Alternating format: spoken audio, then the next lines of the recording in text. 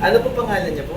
Danilo Vidal. Ano po ba ang hinahanap niyo kapag nagpapagawa kayo ng salamin? Minsan pag pumipirma ako, hindi ko nakikita. Kasi yung mga maliliit na letra, hindi ko mabasa. Kaya ako nagpagawa ng salamin. Saan po ba kayo nagpapagawa dati? First time ngayon ko lang dito. Ngayon lang po kayo nagpagawa ng agad. Kaya nagsabay na kami ng asawa ko. Bakit mas pinili niyo po yung Santos Optical sa ibang optical? Kasi kailangan subukan natin kung sino mas magandang gumawa eh. Kasi nasubukan namin dito sa kabila. Sa Santos na nagpagawa na rin kami. Sino po ba yung nag-refer sa inyo na magpagawa sa Santos? Wala naman kasi nakikita ko talaga yung Santos Optical. Sa Magyari pa lang nakikita ko niya eh. Okay. Sa Malabon po? Sa Malabon. Sino po ang gusto nyong refer sa Santos Optical? Siguro yung mga kaibigan ko kung saan ako nagpagawa ng salamin, ituturo ko rito kasi nakita maganda naman ang gawa. Okay. Marirecommend niyo po ba yung Santos Optical? Oh, siyempre. Bakit po? Bukod sa maganda pagkakayari, mabilis pa yung servisyo. Ano po pangalan niyo? Danilo Vidal. Okay.